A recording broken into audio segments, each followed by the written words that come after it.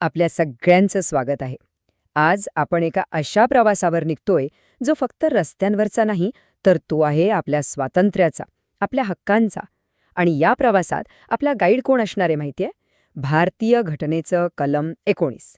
चला मग सुरू करूया ही जबरदस्त रोड ट्रिप. जरा डोळे मिटून विचार करा. आपण एका भन्नाट रोड ट्रिपवर निघालो आहोत. मोकळे रस्ते आहेत आणि प्रत्येक वळणावर काहीतरी नवीन, काहीतरी रोमांचक आपली वाट पाहते. पण हा जो प्रवास आहे तो आपण इतक्या सहजपणे कसा काय करू शकतो? ह्याचं उत्तर कुठे दडलंय माहितीये? हो, बरोबर, आपल्या संविधानात. हे जे कलम 19 आहे ना, हे फक्त कुठला तरी कोरणा कायदा नाहीये नाही. हे तर आपल्या सगळ्यांसाठी, प्रत्येक भारतीय नागरिकासाठी एक प्रकारचा ऑल ॲक्सेस पास आहे.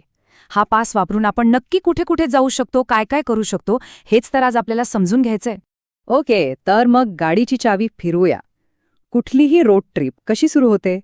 गाडी स्टार्ट करून रस्त्यावर येण्यानेच ना? अगदी तसंच. आपल्या या घटनात्मक प्रवासाची सुरुवात सुद्धा होते एका मूलभूत हक्काने, फिरण्याचं स्वातंत्र्याने. आणि हीच आपल्या प्रवासातली पहिली आणि सगळ्यात महत्त्वाची गोष्ट आहे.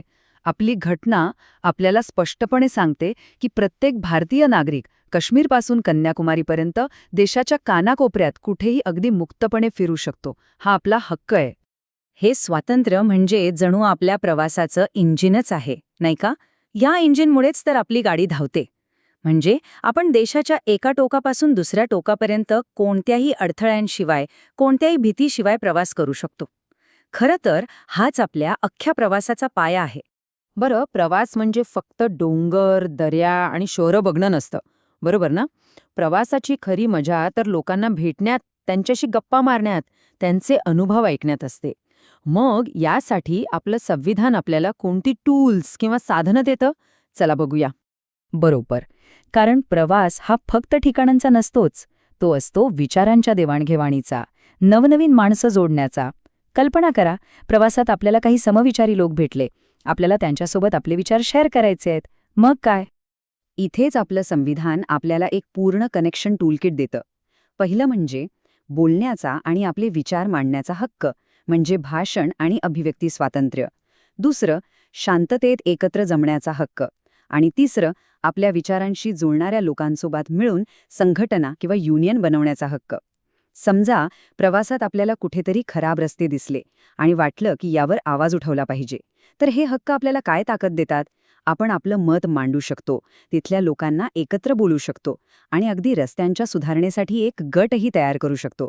आहे की नाही कमाल? म्हणजे बघा, किती सुंदर कल्पना आहे ही, की आपला आवाज हाच आपला कंपास आहे आणि आपला समुदाय हाच आपला ट्रॅव्हल ग्रुप. हे जे हक्क आहेत ना, ते आपल्याला फक्त बोलण्याचं नाही, तर एकत्र येऊन काहीतरी करण्याची दिशा देतात. चला, आता प्रवासात थोडं पुढे जाऊया. कल्पना करा, आपण फिरता फिरता अशा एका ठिकाणी पोहोचलो, जे इतकं आवडलं की वाटलं बस, आता इथून पुढे कुठेच जायचं नाही, इथेच राहायचं. मग काय? असं होतं ना आपल्यासोबत अनेकदा. एखादं शहर, एखादं गाव इतकं आपलंसं वाटतं की आपलं घर इथेच असावं. मग अशावेळी फक्त एक पर्यटक न राहता तिथे एक रहिवासी म्हणून स्थायिक होता येतं का? आपलं संविधान याबद्दल काय सांगतं? अर्थात, आपलं संविधान आपल्याला तिथे आपली मुळं रुजवण्याचा मार्गही दाखवतं. याच्यात 3 सोप्या पायऱ्या आहेत. पायरी पहिली, वास्तव्य, म्हणजे देशाच्या कोणत्याही भागात जाऊन राहण्याचा हक्क. पायरी दुसरी, स्थायिक होणं, म्हणजे त्या जागेला आपलं कायमचं घर बनवण्याचा हक्क. आणि पायरी तिसरी, जी सगळ्यात महत्त्वाची आहे, ती म्हणजे व्यवसाय. कारण तिथे राहून आपलं पोट भरण्यासाठी कोणताही व्यवसाय, व्यापार किंवा धंदा करण्याचाही हक्क आपल्याला आहे.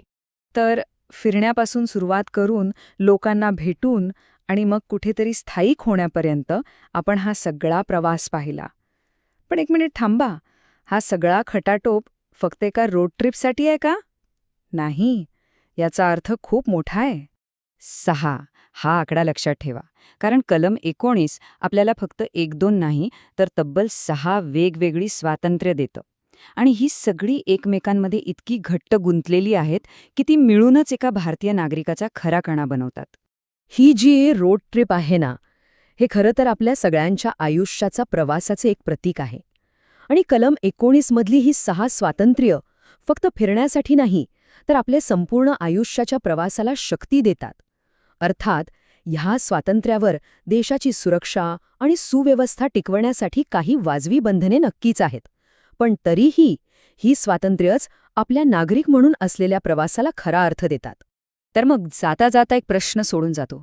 जर हे हक्क आणि हे स्वातंत्र्य म्हणजे आपल्यासमोर पसरलेला एक मोकळा रस्ता असेल, तर या रस्त्यावर आपण पुढे कुठे जाणार?